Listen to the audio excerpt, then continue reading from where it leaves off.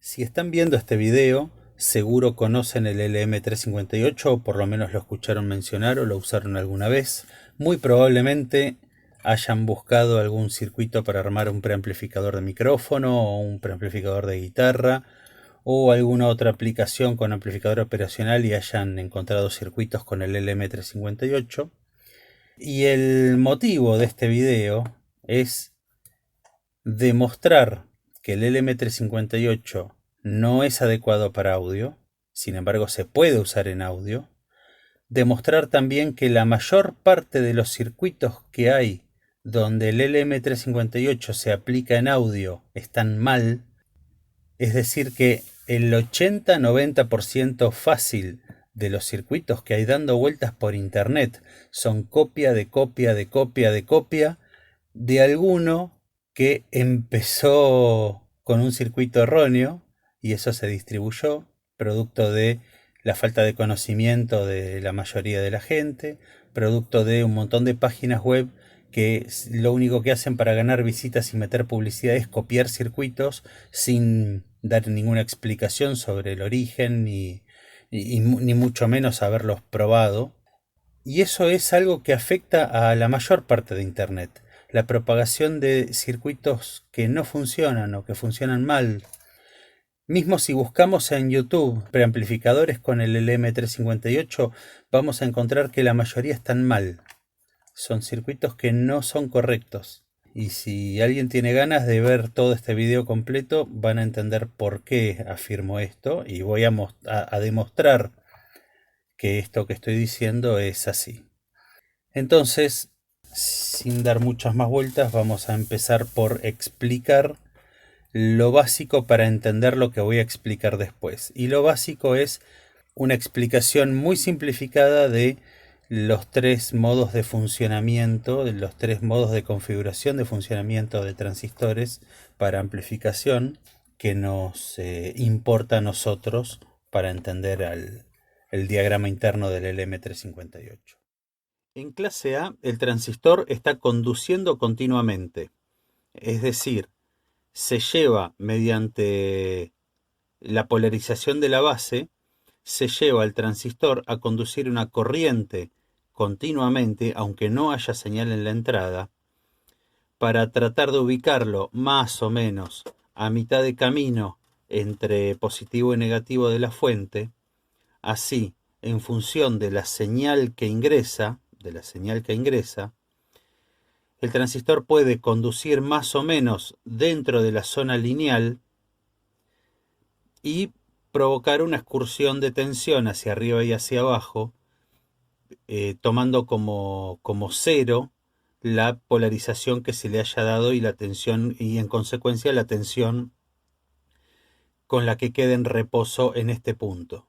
Entonces, cuando nosotros aplicamos una tensión pequeña en la entrada, en la base, esa tensión pequeña produce que el transistor conduzca más o menos, de acuerdo a si la base se hace más positiva o más negativa producto de esta señal, y entonces en la salida tenemos la señal amplificada con una excursión de tensión, con un swing más grande, variando a partir del punto de tensión en reposo que haya estado fijado de antemano. El problema de la clase A es que tiene muy poca eficiencia. Típicamente está en el 25 o 30%. Si en la salida, en vez de estar acoplado, acá normalmente se colocaría un capacitor para acoplar la salida a otra etapa para evitar la circulación de corriente continua, salvo algún caso excepcional donde la otra etapa también se acopla en continua, pero eso escapa a este video. Decía que esta configuración donde se usa un acople capacitivo tiene un rendimiento bastante bajo, como decía, está en el orden del 25 a 30%, y se podría mejorar bastante adaptando la impedancia con un transformador. Entonces, dentro de las características de una configuración de una etapa clase A, tenemos que, por un lado, es simple de implementar, pues lleva un solo transistor y un conjunto de resistencias. Por otro lado, tiene muy poca eficiencia, porque la mayor parte de la energía se pierde en la circulación de corriente continua que no se aprovecha y en calor generado por el transistor. Entonces la eficiencia típica de esta etapa está en el orden del 30%, 25, 30, 35%, depende de cómo esté calculada. Tiene como desventaja también una alta corriente de reposo, por lo cual el consumo sobre la fuente es mayor. Y el transistor permanece encendido todo el tiempo, porque como dijimos, tiene que circular una corriente en forma continua para asegurar acá una tensión más o menos a la mitad de camino de la fuente y de esa forma poder variar hacia arriba y hacia abajo la salida respecto a las variaciones de la entrada. En clase B tenemos que la complejidad del circuito aumenta y mejoran sus características respecto a clase A en cuanto a la eficiencia, que en clase B llega a un 75-80%, porque deja de haber una circulación continua de corriente y la mayor parte de la corriente se aprovecha en la amplificación de la señal que entra. El trabajo se distribuye entre los dos transistores, entonces cada transistor pasa a conducir la mitad del semiciclo, o sea, el de arriba conduce la parte positiva, el de abajo conduce la parte negativa del semiciclo. No se cruzan entre ellos. Tenemos una zona muerta donde deja de conducir uno y empieza a conducir el otro, y esa pequeña zona muerta donde ninguno de los dos está conduciendo o donde entran en conducción uno respecto al otro con un ligero retardo y provocan distorsión. Este piquito que se ve acá en audio, o sea, cuando lo estamos escuchando en audio, provoca una distorsión fuerte, notoria. Entonces, esta etapa, una etapa clase B, no se suele usar en audio, pero sí se la usa, por ejemplo, como totem pole para excitar un transistor MOSFET de potencia, o en otras configuraciones como una salida de radiofrecuencia, por ejemplo, donde las distorsiones no son demasiado importantes o donde directamente se maneja una señal cuadrada. Entonces, como dijimos, las características principales de la clase B son una alta eficiencia, muy baja corriente de reposo porque no hay, salvo fugas de los transistores, etcétera, no hay circulación de corriente. Entonces la corriente de reposo es mínima, está dada por las fugas propias del circuito, nada más. Y cada transistor permanece encendido solamente la mitad de un semiciclo. O sea, a cada transistor le corresponde una mitad. Acá dibujé una resistencia a tierra, puede estar a tierra o puede estar a positivo, porque para que este circuito funcione necesita tener un consumo acá, porque si no, este transistor habilita circulación de corriente, acá no tiene por dónde fugarse porque este está apagado, entonces queda acá, o sea, no hay circulación. Cuando este se apaga, se habilita este, empieza a circular corriente, pero como este está apagado, no hay circulación. Por eso, este circuito para funcionar correctamente acá tiene que tener una carga. Esa carga puede ser a través de un capacitor o directamente una resistencia a tierra o a positivo. Una resistencia me refiero la resistencia propia de la carga a la cual se le aplique la salida esta, ¿no? Bueno, ahora venimos a clase AB. La clase AB, como podemos ver, tiene una configuración prácticamente idéntica a la clase B, con el agregado de estos dos diodos. Estos dos diodos pueden ser estos dos diodos o puede ser un transistor, pero el tema es ajustar una corriente de reposo para cada uno de los transistores. Acá tiene que haber una diferencia de tensión entre positivo y negativo, que tiene que mantenerse ante variaciones pequeñas, más o menos pequeñas de fuente, y ante variaciones del funcionamiento propio del circuito, tiene que mantenerse acá una variación de tensión para mantener estos dos transistores conduciendo. En los amplificadores más baratos se suele usar dos diodos, lo mismo que en los circuitos integrados amplificadores de audio. Si vemos el diagrama interno vamos a ver que casi siempre hay dos diodos, porque es la forma más fácil de ajustar una corriente de reposo, pero no la más eficiente. La corriente de vías que se obtiene usando dos diodos es mayor y se desperdicia corriente, por lo tanto se desperdicia energía, es mayor que la que tendríamos si usáramos un transistor con un ajuste fino, con un ajuste a mano.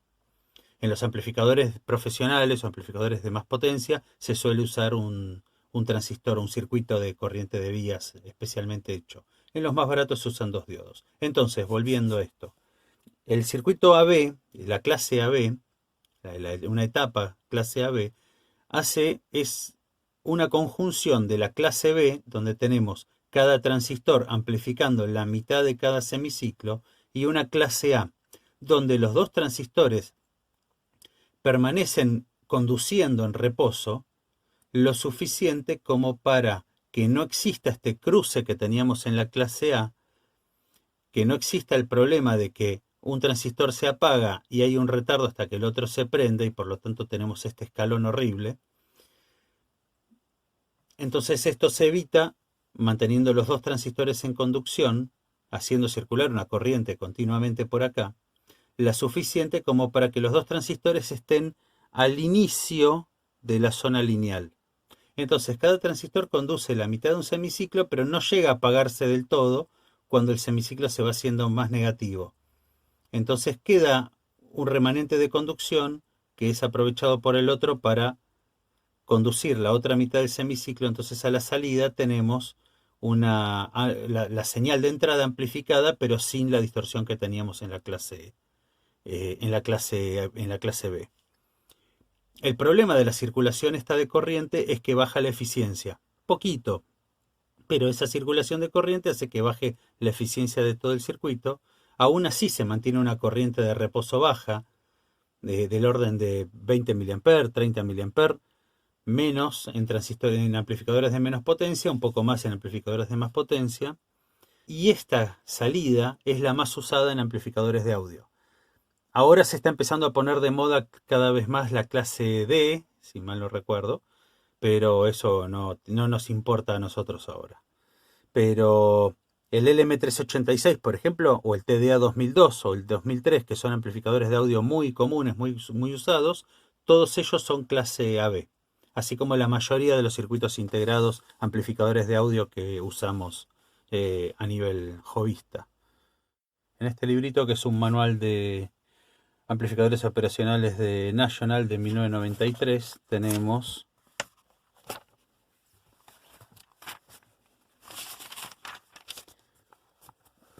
la hoja de datos del LM358, en la cual yo me basé para hacer todo este video. Igual busqué hojas de datos de otros fabricantes y todos coinciden en las mismas características. Acá tengo el circuito que voy a usar para las pruebas. Vamos a ver que si buscamos en hojas de datos, vamos a ver que la mayoría de los fabricantes tienen un circuito similar. No hay muchas variaciones, o sea, no hay muchas formas de variar este circuito. Es un amplificador inversor. Variando esta resistencia vamos a tener diferentes ganancias. Y vamos a ver que en el caso del LM358, cuanto más alta es la ganancia, más pequeño es el ancho de banda que va a poder amplificar adecuadamente. Son todos componentes comunes, no necesita demasiada explicación. Este capacitor acá es importante porque va a filtrar la tensión de referencia, que está fijada más o menos en la mitad de la tensión de la fuente. Yo fijé la tensión en 9 volt para tener una variación de la salida un poco mayor, pero 9 volt pueden ser 12, pueden ser 5, no es crítico, no hay problema. Tampoco hay problema con los capacitores de salida. Este mismo electrolítico puede ser cualquier valor similar, de 1 a 100 microfaradios puede ir cualquier cosa. Esta carga, esto que figura acá como carga simulada, va a simular la carga de la salida, o sea, la etapa que le sigue, que podría ser un amplificador de potencia, por ejemplo. Acá voy a colocar una resistencia fija para simular esa carga. ¿De cuánto va a ser esta resistencia fija? No sé, lo voy a ver después en el protoboard una vez que lo tenga bien configurado. Acá tenemos armado en un protoboard el circuito que vimos recién en papel. La resistencia que fija la ganancia es de 100K. El circuito está fijado en una ganancia de 10. En el oscilograma de abajo vemos la entrada, en el oscilograma de arriba vemos la salida, y la salida no tiene carga en este momento. Entonces se está trabajando en clase A través de la fuente de corriente constante que vimos colocada entre tierra y el punto medio de los dos transistores, ¿no? Vemos que no está distorsionando. No está distorsionando porque no tiene carga a la salida. Si nosotros le colocamos una carga simulando una entrada de micrófono que típicamente está en el orden de los 600 ohms, vamos a tener eso. Esa intermitencia es el protoboard, que es de una calidad horrible y está lleno de falsos contactos. Ahí vemos el escalón provocado por el apagado de un transistor y el encendido del otro, producto de estar trabajando en clase B. Ese escalón es distorsión pura. Y ese escalón es lo que hace que la mayor parte de los circuitos que están dando vueltas por internet no sirvan para audio. Entonces, lo único que nosotros podemos hacer en este caso es correr el punto de trabajo del transistor NPN para hacerlo trabajar en clase A todo el tiempo. Si nosotros vemos el diagrama interno del LM358, lo primero que vamos a notar es que la salida es una salida clase B, donde tenemos la rama con el transistor NPN, la rama con el transistor PNP, y los dos transistores, la base de los dos, esto es un Darlington, ¿no? Pero a fines prácticos cumple como si fuera un solo transistor. La base de los dos transistores está conectada al mismo nodo, al mismo punto, por lo cual vemos que no hay ajuste de corriente de vías. Este transistor acá cumple la función, aparentemente por la configuración que tiene, de protección contra cortocircuito, contra exceso de corriente. O sea que no nos importa a nosotros. Pero acá vemos, como hice el dibujo el recuadro que lo hago en lápiz muy finito porque este manual le tengo bastante aprecio, después lo borro. Están los dos conectados al mismo nodo, entonces. Entonces, como si nos acordamos del esquema simplificado que había mostrado sobre una clase B, vemos que esto cumple con esa clase B. La base de los dos transistores están conectadas al mismo punto. Entonces, tenemos el problema de la distorsión por cruce, o sea, se apaga un transistor, hay un tiempo muerto y se prende el siguiente, entonces tenemos ese problema de distorsión que estamos viendo.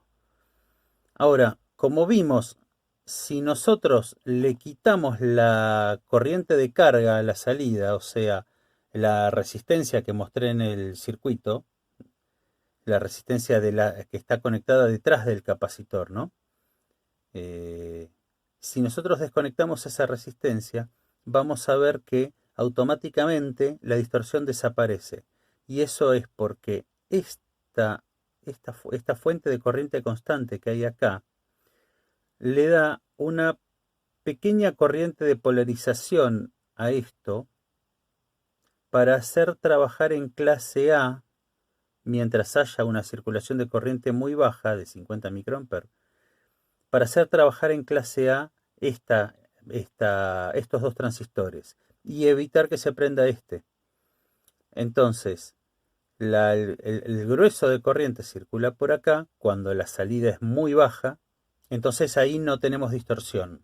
Pero como la entrada típicamente de los amplificadores es de un par de K nomás, si es una entrada de micrófono puede ser tan baja como 600 ohms, y si es una entrada de línea puede ser de 5K, 10K, no mucho más que eso.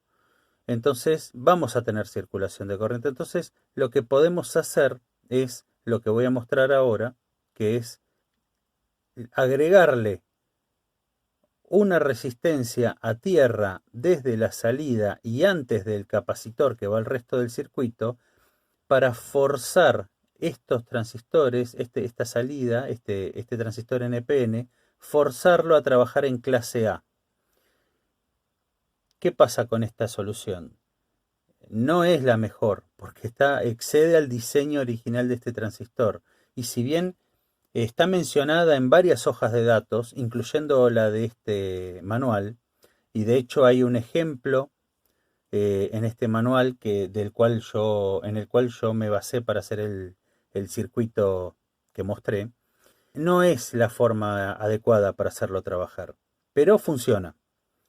Siempre y cuando tengamos en cuenta que la corriente que circule por esa resistencia nunca debe exceder a la corriente que pueden entregar estos transistores, y típicamente no debería acercarse ni a la mitad de la corriente que pueden entregar estos transistores, porque podemos empezar a calentarlos y correr todo el punto de funcionamiento del operacional, aunque tiene sus compensaciones en temperatura y eso, pero bueno, no es lo adecuado, pero funciona, como lo vamos a ver ahora. Acá tenemos nuevamente nuestro circuito con el agregado de esto a la salida, que es una resistencia de 1K para limitar el máximo de corriente que vamos a poder hacer circular, y tenemos un potenciómetro, un preset de 4K7, podría ir 10K, yo encontré a mano uno de 4K7. Esto con lo que vamos a hacer con esto es ajustar la corriente de reposo de salida, forzando los transistores NPN a trabajar en clase A siempre, y vamos a ajustarlo hasta lograr que desaparezca la distorsión a la salida, la distorsión por cruce. O sea que quede trabajando en clase A solamente. Acá coloqué la resistencia con el preset, bueno, en realidad el potenciómetro de 10K, porque el preset lo había probado y no funcionaba, el de 4K7, puse un potenciómetro de 10K. Acá tenemos entonces el potenciómetro de 10K colocado, y vemos que a medida que yo bajo la resistencia del potenciómetro, se va corriendo el punto de trabajo de los dos transistores, en especial del de arriba, hasta llegar a un punto en el cual la polarización es suficiente para que trabaje en clase A todo el tiempo y esa distorsión por cruce desaparezca. Entonces, esto nos prueba que la mayor parte de los circuitos donde el LM358 es aplicado a audio están mal. Mi teoría es que provienen de copias de circuitos del LM741 aplicado a audio. Y acá vemos la importancia de leer las hojas de datos de los componentes y las hojas de aplicación para saber si los estamos empleando correctamente o no. De hecho, ST tiene en una hoja de aplicación del LM358 este procedimiento perfectamente descrito, con una explicación mejor que la que yo di acá de por qué esto se produce. Conclusiones finales. El primer consejo que yo daría al momento de elegir un circuito para hacer, que desconfíen para empezar de cualquiera que les muestre un circuito sin explicaciones. Desconfiar de cualquiera que les muestre un circuito con música de fondo sin hablar. Desconfiar de cualquiera que les muestre un circuito sin dar algún dato técnico comprobable.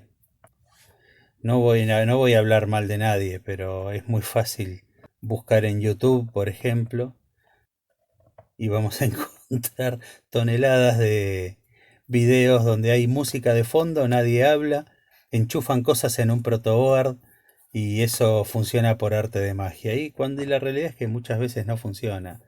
Y si funciona es de casualidad, o si funciona está mal, o no funciona correctamente.